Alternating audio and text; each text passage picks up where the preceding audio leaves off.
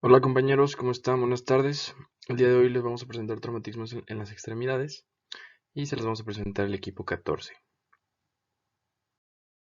Hablando sobre las generalidades del traumatismo en las extremidades, el traumatismo aislado de una extremidad, que incluye la lesión de los vasos, genera una cifra de mortalidad cercana al 10%. Las lesiones de las extremidades pélvicas son más frecuentes que la de los miembros escapulares, y los vasos sanguíneos lesionados con mayor frecuencia son los femorales y los popliteos. Hablando acerca de traumatismos penetrantes y traumatismos cerrados, un traumatismo penetrante es más probable que ocasione un choque temprano por hemorragia arterial proximal y pueda culminar con la muerte. En cambio, un traumatismo cerrado en la zona distal de las extremidades puede conllevar un daño a los vasos y pudiendo causar una pérdida o amputación temprana de una extremidad. El elemento decisivo en el salvamento quirúrgico de una extremidad está basado en la extensión y la magnitud del daño de los nervios, huesos y tejidos blandos que la componen. Para tratar de identificar las lesiones de este tipo, se necesita una valoración quirúrgica inicial y estudios de imagen. Asimismo, las lesiones musculoesqueléticas principales indican que el cuerpo está sosteniendo fuerzas significativas.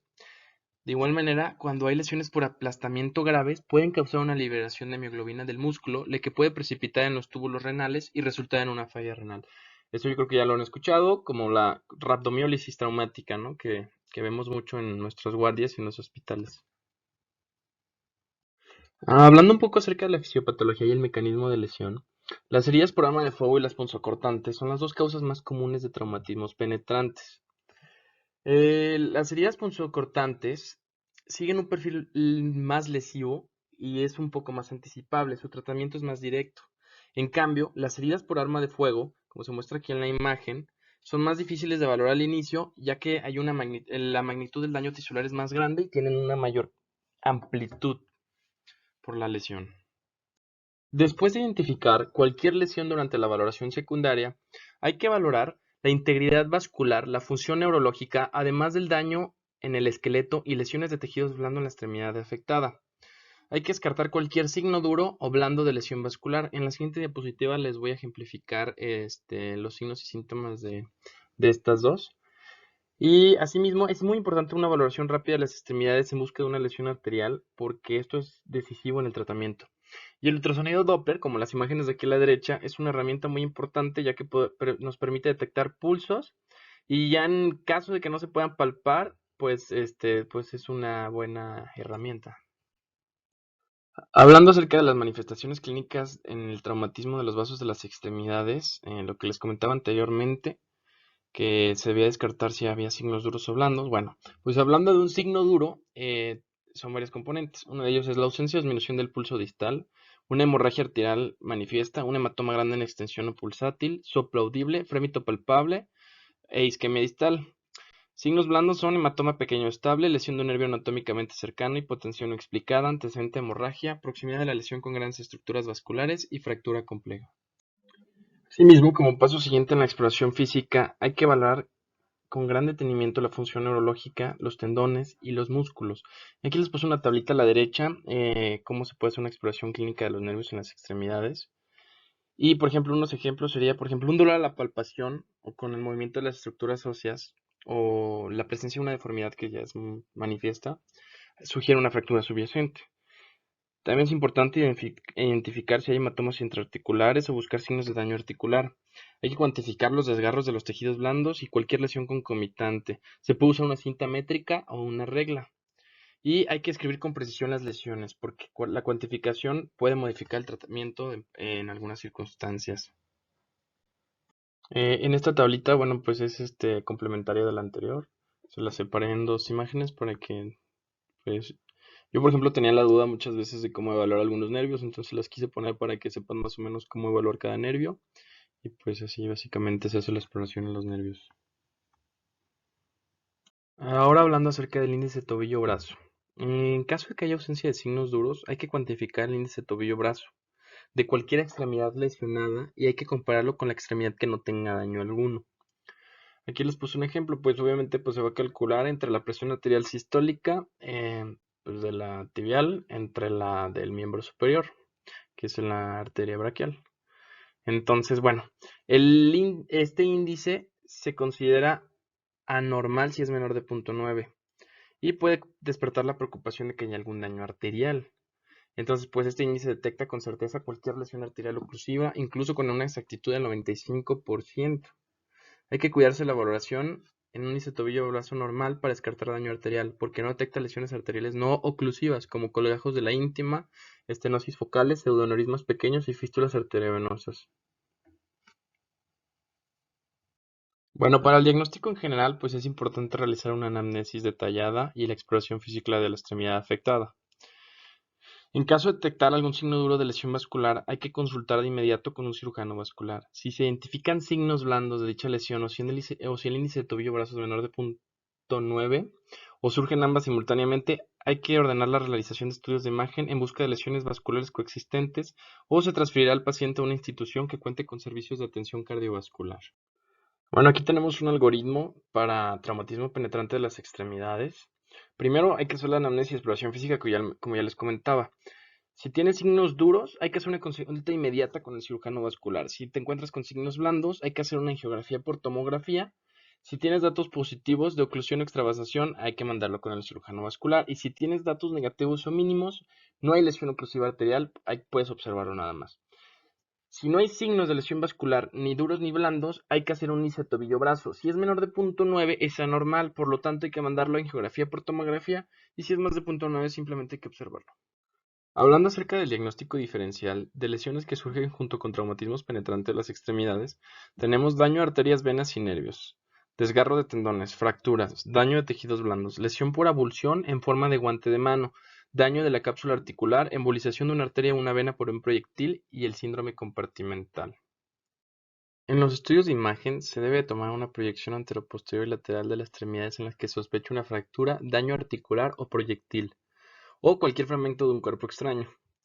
Se puede tener una mayor utilidad con proyecciones oblicuas si el médico sospecha sobre alguna base clínica que hay algún cuerpo extraño detenido que no aparece en las proyecciones ni anteroposterior ni lateral.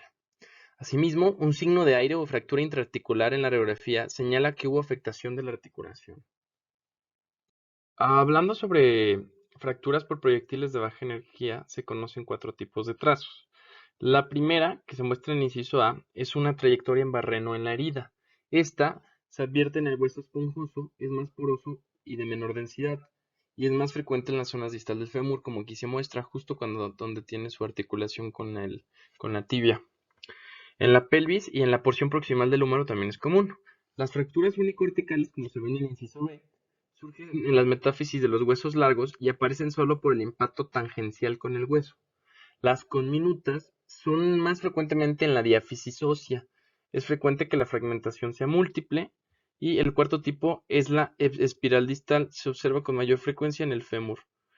No hay consenso en cuanto a este tipo de fractura, pero es causada por el proyectil o por caídas que surgen después de la lesión por este mismo.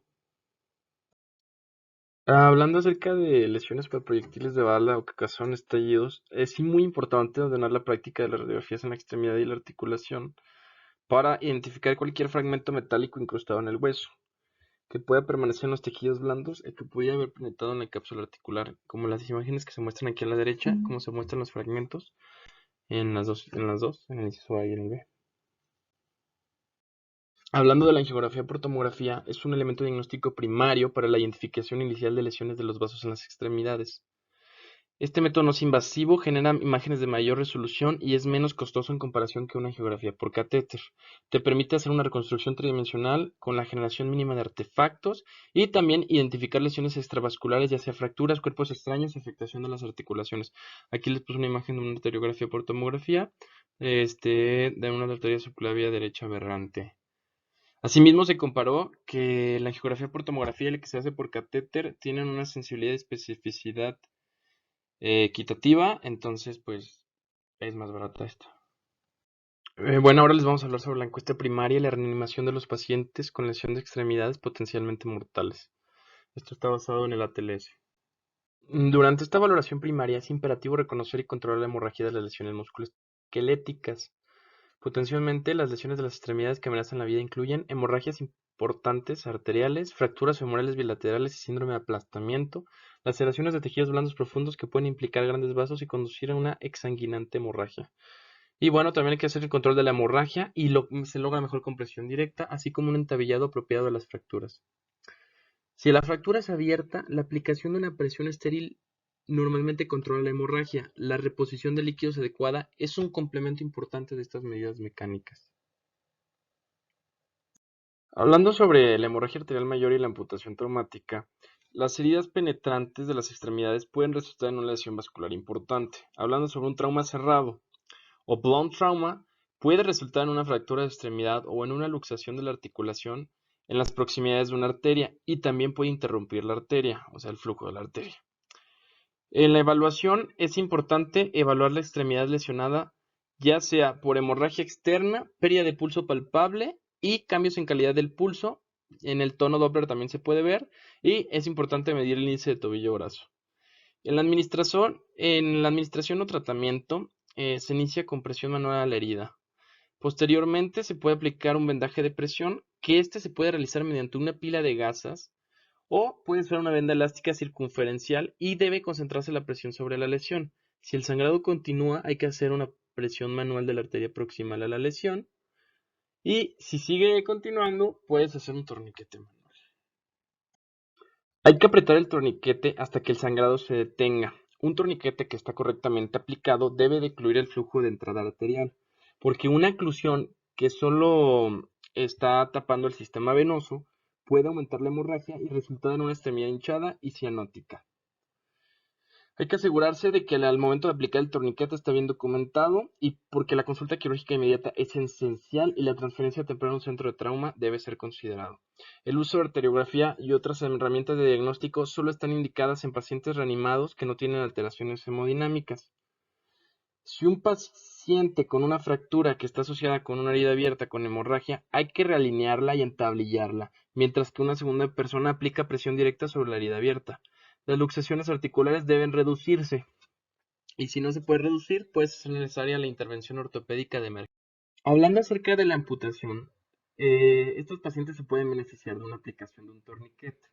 Ciertas lesiones en las extremidades que están destrozadas, con isquemia prolongada, lesión del nervio o daño muscular, pueden requerir una amputación. Por lo tanto, una amputación le puede salvar la vida en un paciente que tenga anomalías hemodinámicas por una extremidad lesionada.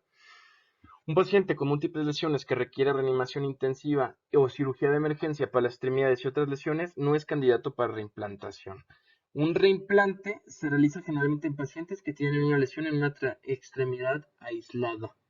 Para tomar una decisión de una reimplantación, hay que lavar a fondo la parte amputada con solución isotónica con lactato de Ringer y envolver en una gasa estéril húmeda.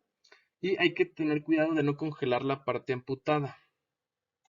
Hablando acerca de fracturas de fémur bilaterales, pacientes que han sufrido este tipo de fracturas son riesgo significativamente mayor de complicaciones y muerte.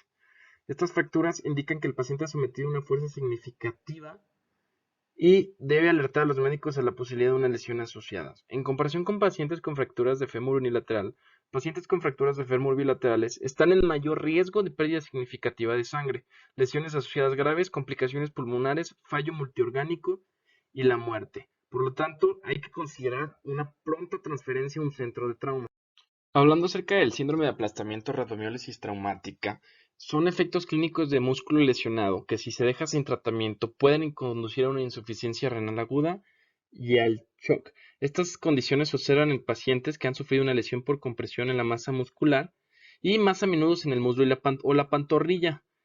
Y el insulto muscular pues es una combinación de una lesión en el músculo, la isquemia muscular y la muerte celular por liberación de mioglobina. En la evaluación es importante saber que la mioglobina produce orina de color ámbar oscuro y que pone a prueba positivo para la hemoglobina. Asimismo, en la administración y en el tratamiento, el inicio de terapia de fluidos intravenosos se debe hacer de manera temprana y agresiva. Durante la reanimación es crítico para la protección de los riñones y la prevención de una insuficiencia renal en pacientes con radiomiólisis. La hemoglobina puede inducir insuficiencia renal, pero se puede prevenir con expansión intravascular del fluido, la alcalinización de la orina mediante la administración intravenosa de bicarbonato y la diuresis osmótica. Hablando acerca de inmovilización de la fractura, Su objetivo es realinear la extremidad lesionada y que quede lo más cercano a una posición anatómica para evitar el movimiento excesivo en el lugar de la fractura. Esto se logra mediante una aplicación de tracción para alinear la extremidad y está destinado a mantener una tracción con un dispositivo de inmovilización. Se puede hacer una aplicación con una férula, ayuda para que no haya pérdida de sangre, reduce el dolor y previene el compromiso neuromuscular o lesión de tejidos blandos. Si hay fractura abierta, hay que sacar el hueso expuesto de nuevo a la herida, ya que las fracturas abiertas pueden requerir un desbridamiento quirúrgico. Asimismo, hay que eliminar la contaminación excesiva o de partículas y pues hay que administrar antibióticos intravenosos. Puede valorarse el uso de radiografía como durante la valoración primaria cuando la fractura se sospecha como causa de shock. Y pues la decisión de tomarlas es en basado a la clínica del paciente, al estado hemodinámico y pues al mecanismo de lesión. Enseguida tenemos la evaluación secundaria. Entre los elementos importantes de esta tenemos a la historia clínica y el examen físico, que esto nos ayudará a hacer una evaluación completa de nuestros pacientes que hayan tenido lesiones musculoesqueléticas. Los aspectos claves de la historia clínica que nos ayudarán a recabar todos los datos y hacer una aproximación diagnóstica, pues va a estar el mecanismo de lesión, el entorno, el estado previo a la lesión, factores predisponentes y la atención prehospitalaria, que ahorita describiremos cada uno de ellos. Lo primero que tenemos que hacer es determinar cuál fue el mecanismo de lesión, tratar de recabar toda la información posible sobre el accidente, ya sea con familiares del paciente, si es posible con el mismo paciente o también con personas que hayan estado presentes en el lugar del accidente o también con paramédicos. Todo para ayudar a identificar lesiones que pueden no ser inmediatamente evidentes. Lo que tiene que hacer el médico es tratar de reconstruir mentalmente la escena de la lesión y así ir considerando otras posibles lesiones que el paciente pudo haber sufrido y que a simple vista no sería posible determinar aún. También tenemos varias preguntas que nos pueden orientar hacia la magnitud del problema, como por ejemplo, ¿dónde se encontraba el paciente antes del accidente? Si estaba en un vehículo y también la ubicación antes del accidente, como si era el conductor o si era el pasajero, pues porque nos pueden sugerir un tipo de fractura, como por ejemplo una fractura de compresión lateral de la pelvis, que puede ser consecuencia de una colisión de impacto lateral. También, ¿dónde quedó el paciente después del accidente? Si el paciente fue expulsado, pues esto ya nos orientaría más a que hay lesiones más graves que pueden no identificarse a simple vista. Otra pregunta importante, ¿qué daño tuvo el vehículo? O sea, si tuvo en su extremo delantero deformado por una colisión de frente, pues ya esta información nos plantea sospechar de una luxación de cadera. También es importante determinar si el paciente cayó, cuál fue la distancia de la caída, si el paciente fue aplastado por un objeto y si es así, pues identificar el peso del objeto con el que fue aplastado, el sitio de la lesión y la duración del peso aplicado en el sitio de la lesión. Dependiendo de si fue en una superficie ósea subcutánea o en una área muscular, o si un área muscular fue aplastada, perdón, se pueden producir diferentes grados de daño de los tejidos blandos, que van desde una simple contusión a una lesión de una extremidad con síndrome compartimental y pérdida del tejido. También es importante saber si ocurrió una explosión y si es así, identificar cuál fue la magnitud de la explosión y lo que era la distancia de la paciente de la explosión también. Otra pregunta que nos orientaría hacia qué tipo de lesión tuvo nuestro paciente sería si el paciente tuvo un accidente vehículo-peatón, ya que los puntos de impacto varían en función del vehículo, también se individualiza según la altura del paciente o la edad del paciente, como por ejemplo, del lado izquierdo tenemos a un paciente adulto que tuvo este accidente vehículo-peatón y el daño se produce a nivel de la tibia e incluso podría abarcar también la rodilla. En cambio, en el lado derecho tenemos a un niño que es un poco más bajo de estatura y vemos que el daño se produce a nivel del fémur. Entonces, pues esto nos podría orientar también hacia el tipo de lesión. Otro aspecto importante sería el entorno en el que se dio el accidente. Importante respondernos estas preguntas. Si el paciente sufrió una fractura abierta en un ambiente contaminado, si el paciente fue expuesto a temperaturas extremas, esto con el fin de orientar más nuestro tratamiento. Si hay fragmentos de vidrio roto que también pueden lesionar al examinador en la escena, o si hubo algunas fuentes de contaminación bacteriana, suciedad, heces de animales, pues esto lo podemos preguntar al personal del cuidado prehospitalario y tomar pues toda la información acerca del entorno posterior al accidente para ayudarnos a anticipar el potencial clínico del problema y pues también para determinar el tratamiento antibiótico inicial, perdón. Otro aspecto a considerar sería el estado previo a la lesión y factores predisponentes. Sería importante conocer la situación basal del paciente, si el paciente realizaba alguna actividad física, consumo de drogas o enfermedades preexistentes, sobre todo musculoesqueléticas, porque pues podemos mejorar la comprensión de la condición del paciente y también nos ayudaría a determinar el régimen del tratamiento que llevará nuestro paciente. Finalmente, tenemos las observaciones del cuidado prehospitalario. Importante determinar cuál fue el tiempo de la lesión, especialmente si hay sangrado en curso, si existe una fractura abierta o si hay retraso en llegar al hospital. También la posición en la que se encontró el paciente, las heridas o fracturas abiertas, si hay cambios en la función del miembro, la perfusión, estado neurológico, especialmente después de la inmovilización o durante la transferencia al hospital. Si hubo colocación de vendajes o férulas, con especial atención a la presión excesiva sobre las prominencias óseas, que nos pueden dar lugar a la compresión del nervio periférico o también inclusive un síndrome compartimental. Tenemos nuestro examen físico. Para hacer un examen completo necesitamos quitar toda la ropa al paciente, pero teniendo cuidado de evitar la hipotermia. Para evaluar las extremidades tenemos que cuidar 3 aspectos muy importantes.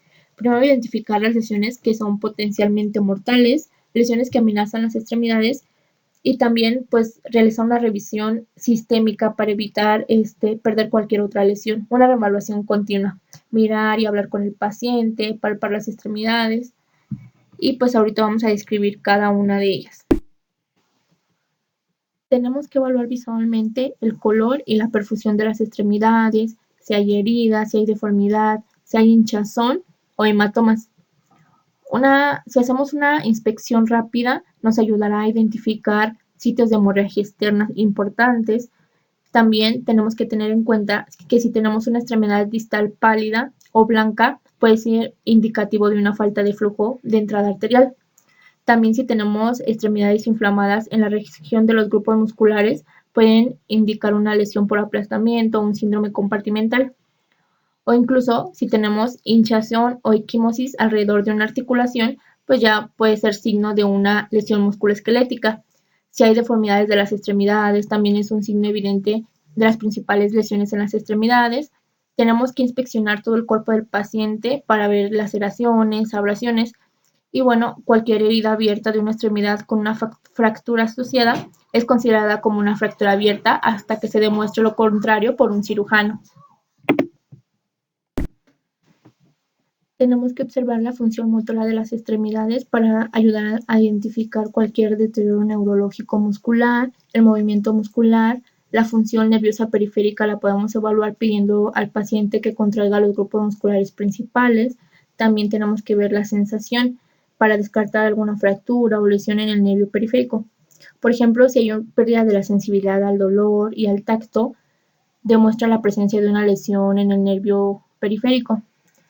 Y pues también es evaluar la estabilidad de la articulación. Algún movimiento anormal a través de un segmento de unión pues puede ser indicativo de una ruptura de ligamentos y si palpamos la articulación podemos identificar hinchazón, la sensibilidad de los ligamentos o también fluido intraarticular. Es importante realizar una evaluación circulatoria, palpar los pulsos distales en cada extremidad, evaluar el llenado capilar. Importante identificar si existe algún deterioro vascular o alguna lesión arterial.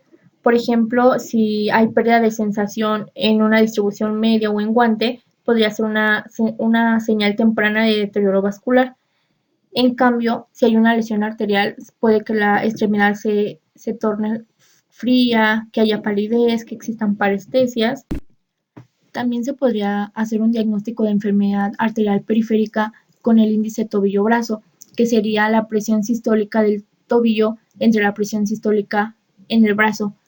Un rango normal va de 1 hasta 1.30 y ya si tenemos un rango de menos 0.9 puede ser indicador de un flujo arterial anormal. También si hay expansión de hematomas, hemorragia pulsátil de una herida abierta, puede ser indicación de una lesión arterial. Otra forma de evaluar si existe alguna lesión, si existe alguna fractura, sería por medio de la radiografía. Está indicada en los pacientes que estén hemodinámicamente estables. Y la única razón para no hacer rayos X antes de tratar una luxación o una fractura es la presencia de un compromiso vascular o pues también ruptura de la piel inminente.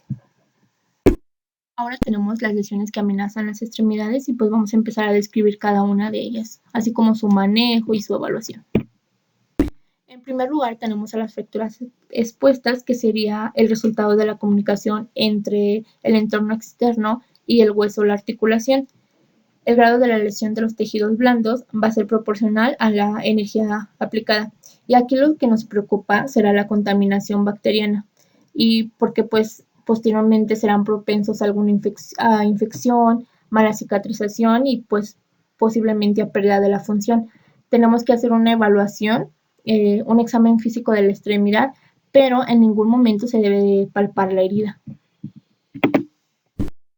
Ahora el manejo de las fracturas abiertas, tenemos que tratar a todos los pacientes lo antes posible con antibióticos intravenosos. Tenemos de primera opción las cefalosporinas de primera generación, que son beta-lactámicos bactericidas. Si hay un retraso en la administración de los antibióticos más allá de las 3 horas, pues ya tendríamos un mayor riesgo de infección. Tenemos que, posterior a la aplicación de nuestros antibióticos, tenemos que colocar un apósito estéril húmedo sobre la herida. Tenemos que hacer una inmovilización adecuada, y hacer una consulta quirúrgica también. Y finalmente, pues estabilizar la fractura y también una profilaxis de tétanos. Aquí tenemos una tabla de los antibióticos intravenosos y de las dosis basadas en el peso. Tenemos que, si tenemos una herida menor de 1 centímetro, podemos dar como primera elección la cefaxolina, y si es alérgico a la penicilina, se puede dar clindamicina a diferentes dosis dependiendo del peso. Ya si es una herida mayor de 1 a 10 centímetros, que se considera daño de tejidos blandos moderados, pues serían otras dosis. Pero importante que cuando hay un daño de tejidos blandos severa, ya además de la cefaxolina o la clindamicina, podríamos agregar gentamicina para también cubrir a los gram negativos. Y finalmente, si tenemos una herida, independientemente del tamaño o de la gravedad de la lesión, pero que esta herida haya estado en contacto con tierra, con agua estancada, lo que tenemos que hacer es dar un antibiótico de amplio espectro, que en este caso sería el piperactazo, y cubriría tanto gram positivos como gram negativos. Tenemos las lesiones vasculares, que se tiene que sospechar en pacientes que manifiesten insuficiencia vascular y que estén asociadas a lesiones contundentes, aplastantes, penetrantes.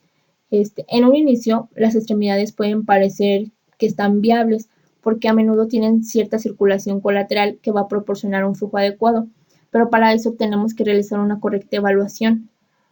Si tenemos, por ejemplo, una lesión vascular no oclusiva como un desgarro de la íntima, podemos tener enfriamiento, un llenado capilar prolongado en la parte distal de las extremidades, pulsos disminuidos y también un índice anormal tobillo-brazo.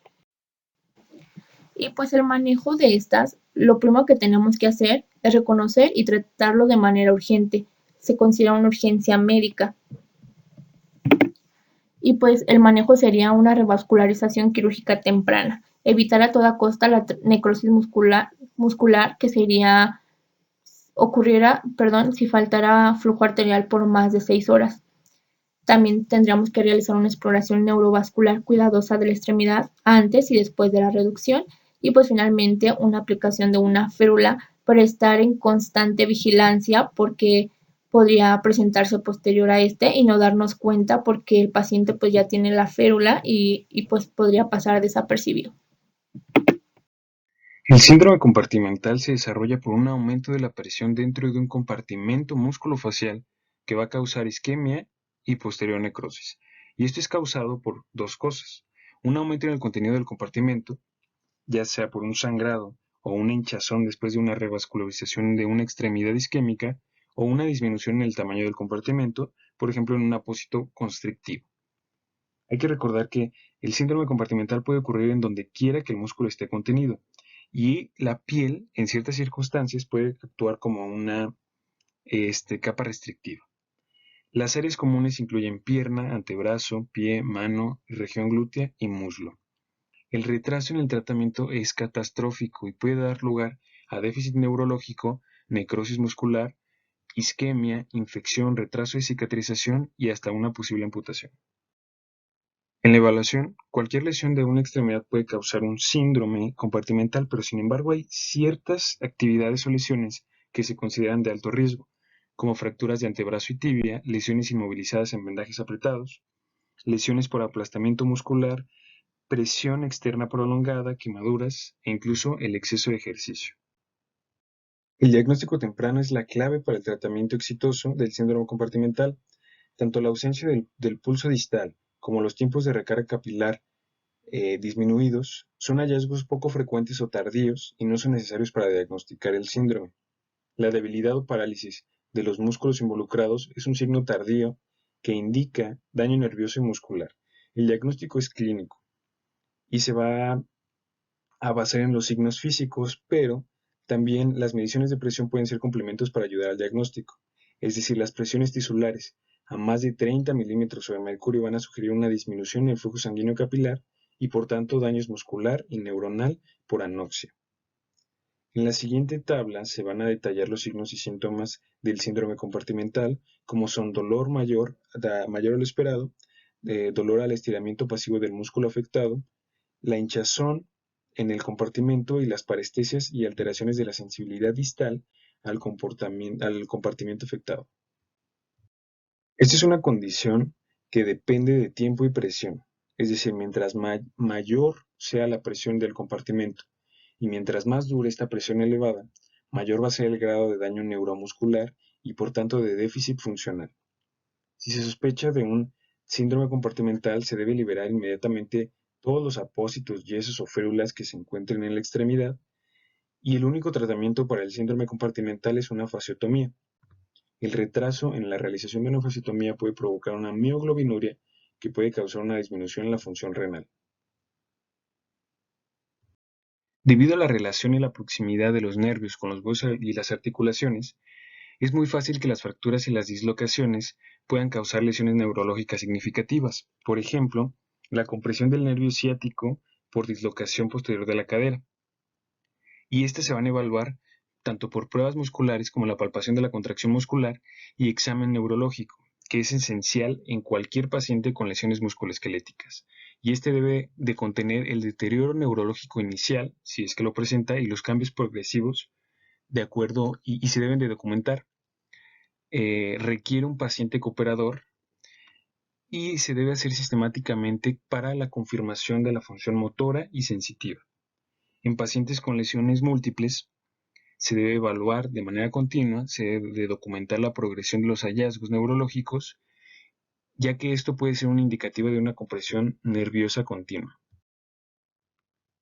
Las siguientes tablas resumen la evaluación de los nervios periféricos de las extremidades tanto superiores como inferiores.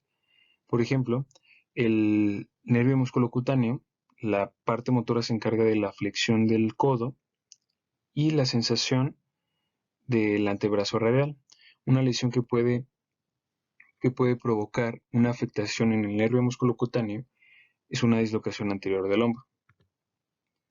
Por otra parte, el nervio femoral se encarga de la extensión de la rodilla, se encarga de la sensación anterior de la rodilla y una lesión que puede provocar un daño en el nervio femoral es una fractura, de ramas púbicas. En el manejo se debe reducir cuidadosamente las dislocaciones y fracturas. Después se debe reevaluar la función neurológica y hasta el último entablillar el miembro. Otras lesiones importantes incluyen contusiones, laceraciones, lesiones articulares y fracturas. Se debe evaluar contusiones y laceraciones simples para descartar posibles lesiones vasculares o neurológicas. Las laceraciones requieren debridamiento y cierre. Si una laceración se extiende por debajo del nivel facial, se puede requerir una intervención quirúrgica para debridar y evaluar el daño de estructuras subyacentes. Las contusiones generalmente se reconocen por dolor, hinchazón localizada, sensibilidad y se trata limitando la función de la lesión, de la parte lesionada y aplicando compresas frías. Las lesiones por aplastamiento y degeneración interna deben sospecharse en función del mecanismo de lesión. Pueden causar devascularización y necrosis muscular.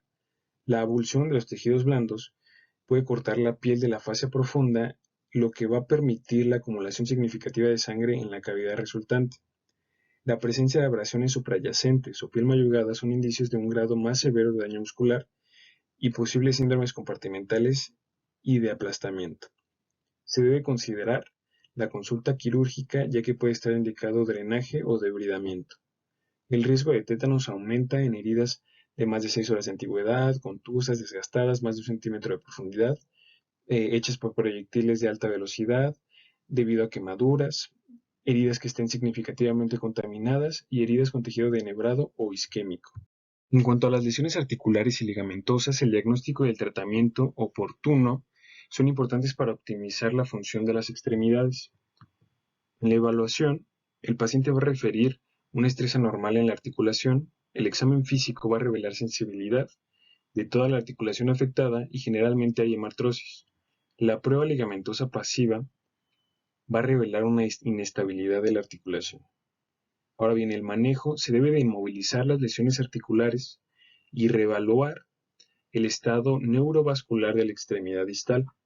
Las luxaciones de rodilla con frecuencia vuelven a una posición casi anatómica. Las fracturas se definen como una ruptura de la continuidad de la corteza ósea y pueden estar asociadas por movimientos anormales, lesiones de tejidos blandos, crepitación ósea y dolor. Estas pueden ser abiertas o cerradas. A su evaluación debe de haber presencia de dolor, hinchazón, deformidad, sensibilidad, crepitación y movimiento anormal en el sitio de la fractura.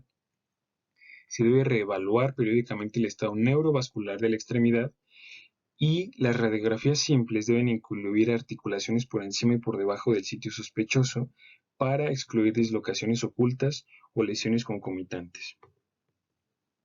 En el manejo se debe de inmovilizar la articulación tanto de arriba como de abajo de la fractura y reevaluar el estado neurológico vascular de la extremidad antes y después de la inmovilización.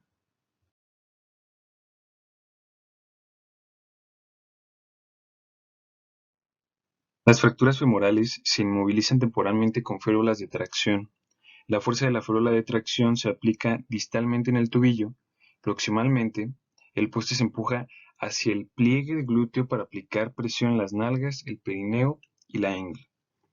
Las fracturas de cadera también se pueden inmovilizar de la misma manera, pero se inmovilizan más adecuadamente con tracción de la piel o tracción de espuma con la rodilla ligeramente flexionada.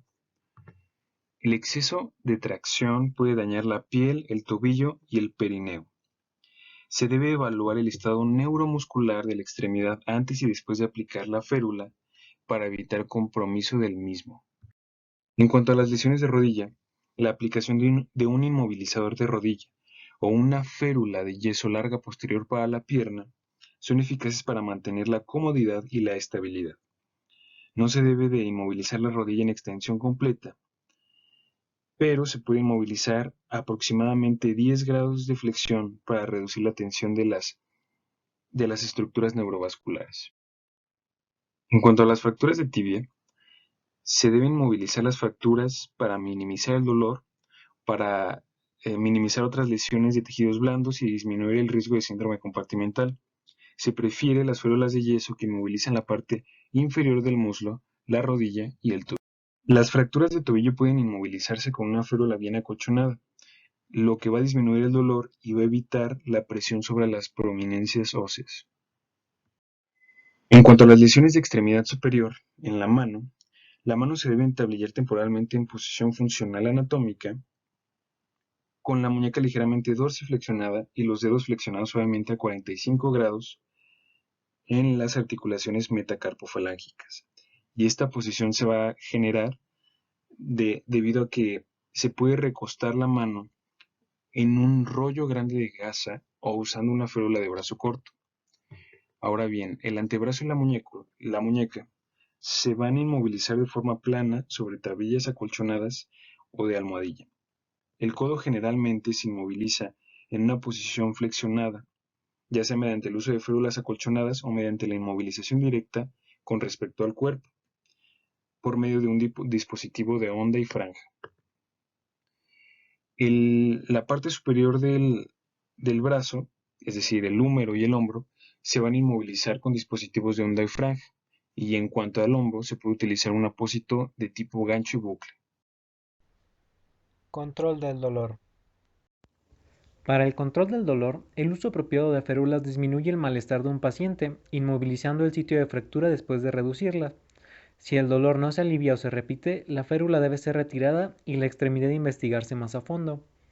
Los pacientes que no parecen tener dolor en una fractura grave pueden tener otras lesiones que interfieren con la percepción sensorial, por ejemplo, lesiones de la médula, intracraneales o espinales, o estar bajo la influencia del alcohol o drogas. Los analgésicos están indicados para pacientes con lesiones y fracturas articulares.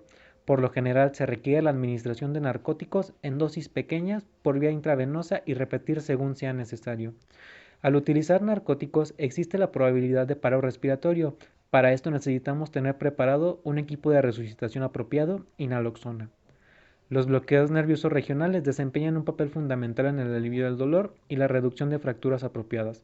Es esencial evaluar y documentar cualquier lesión del nervio periférico antes de administrar un bloqueo nervioso o si hay riesgo de desarrollar un síndrome compartimental. Lesiones asociadas. Debido a su mecanismo común, ciertas lesiones musculoesqueléticas se asocian a menudo con otras lesiones que no son inmediatamente evidentes o se enmascaran con otras. Dichos ejemplos están en la diapositiva siguiente, pero debemos tener en mente las siguientes medidas para garantizar el reconocimiento y manejo de estas lesiones. Estas incluyen revisar el historial de lesiones, especialmente el mecanismo de la lesión, para determinar si hay otra lesión.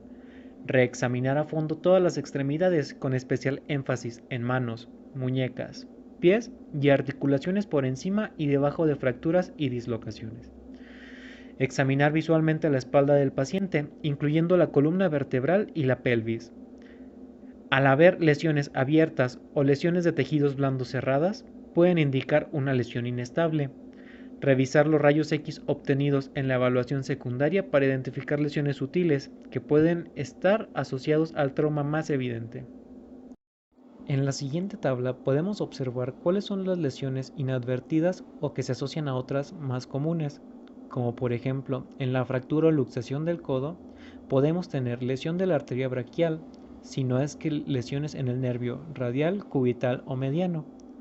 Otro ejemplo, en la fractura de fémur podemos tener fractura en el cuello femoral, lesión de la rodilla ligamentosa o una luxación posterior de la cadera. Lesiones esqueléticas. No todas las lesiones pueden ser diagnosticadas durante la evaluación inicial. Las articulaciones y los huesos que están cubiertos o bien rellenan dentro de las áreas musculares pueden contener lesiones ocultas. Puede ser difícil identificar las fracturas no desplazadas o lesiones ligamentosas conjuntas, especialmente si el paciente no responde o tiene otras lesiones graves. De hecho, las lesiones se descubren comúnmente días después del incidente, por ejemplo, cuando se está movilizando al paciente. Por lo tanto, es crucial volver a evaluar al paciente en varias ocasiones y comunicarse con otros miembros del equipo de trauma y la familia del paciente sobre la posibilidad de lesiones esqueléticas ocultas. Tratamiento. Hemostasia. Los pacientes con traumatismos en venas sangran de forma abundante, o si se logra lesionar una arteria de gran calibre, el sangrado va a ser masivo. Las medidas de hemostasia incluyen aplicación de presión directa sobre la herida, colocación de apósitos compresivos si se puede que sean estériles. Y por último, los torniquetes. En esto se debe de cuidar la presión, puesto que si está muy justo puede llegar a necrosar la extremidad. Evaluar si se necesitan para conservar la vida. Es importante no pinzar los vasos en intentos de hemostasia, puesto que se puede llegar a dañar nervios en el paquete vasculo-nervioso. Fracturas y lesiones articulares. Debemos tener en mente que los traumatismos penetrantes originan septicemia y destrucción articular, condrólisis rápida y pérdida de los contornos anatómicos. Lo anterior tiene graves consecuencias a largo plazo, como la artritis degenerativa postraumática y la pérdida parcial o total de la flexibilidad. Las fracturas de hueso por traumatismos penetrantes deben tratarse como si fueran fracturas abiertas. En otras palabras, se desvidará quirúrgicamente la lesión y se hospitalizará al paciente para iniciar terapia antibiótica intravenosa con el uso de cefalosporinas y gentamicina. Puede que se desarrollen efectos tóxicos sistémicos por plomo si es que una bala llega a quedar atrapada en una articulación, puesto que el líquido sinovial contiene ácidos orgánicos que disuelven dicho material. En caso de una lesión manifiesta de huesos o cápsula articular, habrá que consultar con un especialista para que valore la lesión. El tratamiento cuidadoso de la herida es un aspecto de suma trascendencia para evitar la infección después de lesiones penetrantes. El componente más importante es el lavado de la herida. Se deben lavar las lesiones abundantemente con solución salina o agua corriente, usando de 500 a 1000 mililitros, aplicando una presión de 1 kilogramo a 1.75 kilogramos por centímetro cuadrado. La solución antiséptica no disminuye la frecuencia de infección, en realidad es dañina. En el caso de heridas muy contaminadas, a veces se necesitan usar más líquidos y más presión. Si han transcurrido más de 3 o 4 horas producida la lesión, se debe lavar con mucha suavidad la herida. A pesar de la importancia del lavado y las medidas de cuidado, existen otros factores como el inóculo bacteriano, la desvitalización de tejidos, el aporte sanguíneo, el tiempo transcurrido en ser atendido y su tratamiento, la presencia de cuerpos extraños, además del sistema inmune del huésped. La decisión de cerrar heridas abiertas depende del lapso que ha transcurrido desde la lesión y la magnitud de la contaminación. En caso de que esta última sea mínima y se realice un lavado abundante de la herida, se puede cerrar. Es importante dar citas de vigilancia minuciosa en términos de 24 a 48 horas para identificar la aparición y evolución de infección en la herida. Las heridas de extremidades en que tengan algún cuerpo extraño retenido, destrucción ística importante o gran contaminación, deben cerrarse después de un lapso de observación de 72 a 96 horas. Es importante no administrar antibióticos de forma sistemática en caso de una herida de bala o heridas punzocortantes sin complicaciones, porque en ellas hay un índice aproximado de 2% de infecciones. Sin embargo, los antibióticos pueden ser útiles para tratar heridas de la mano, afecciones articulares o de huesos, y en caso de pacientes inmunodeficientes o heridas con notable contaminación. Por medio de las radiografías simples se podrán detectar fragmentos de cristal, metal, hueso o arena. Con ellas no se detecta madera ni cualquier otro material orgánico, y para identificarlos es mejor la ecografía. El material orgánico es más reactivo y conlleva una mayor cifra de infección que los metales o el vidrio. La tomografía computarizada es la mejor modalidad para identificar cuerpos extraños, radiolúcidos y radioopacos. Como ejemplo, la imagen de una paciente en cuya radiografía no se muestra ningún cuerpo extraño, pero esta persistía con dolor en la muñeca. Al momento de hacer una ecografía, se encontró un residuo orgánico de 1.6 milímetros.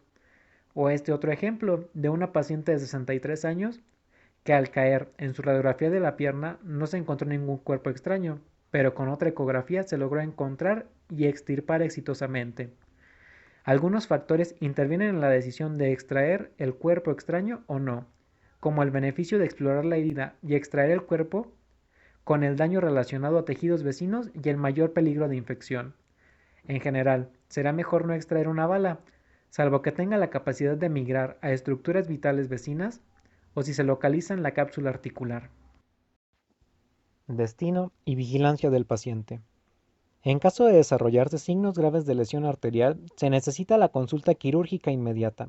En estos pacientes serán necesarios más estudios de imagen, cirugía y hospitalización.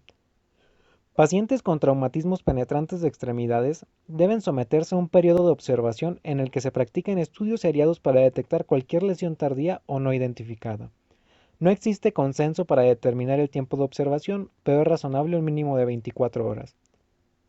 La cicatrización de heridas se complica por infecciones, daño de nervios, lesiones de tendones, articulaciones, lesiones vasculares tardías o el síndrome compartimental.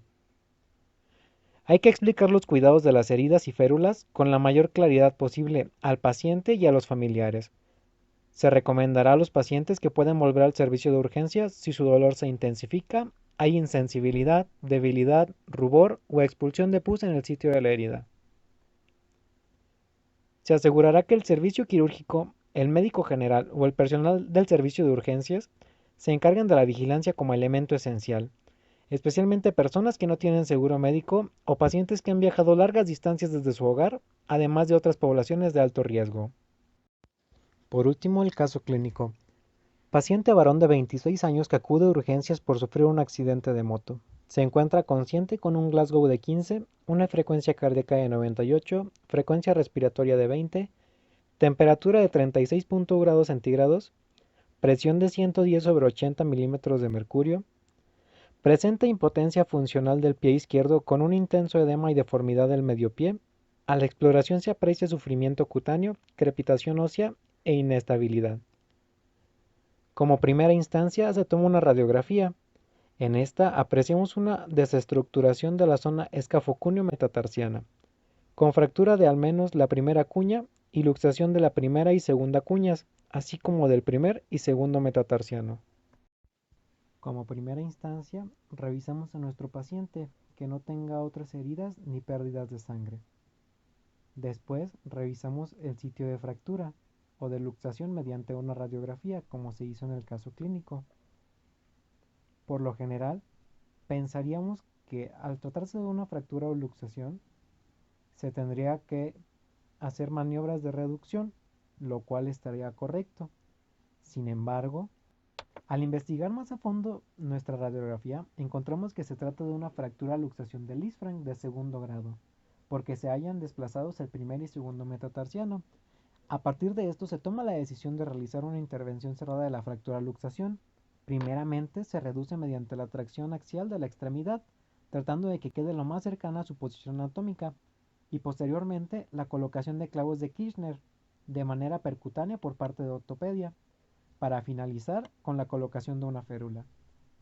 El tratamiento de la fractura o luxación del isfranc es fundamentalmente quirúrgico, no como cualquier otra fractura o luxación que se hace de manera cerrada y conservadora, puesto que se han presentado malos resultados en series publicadas.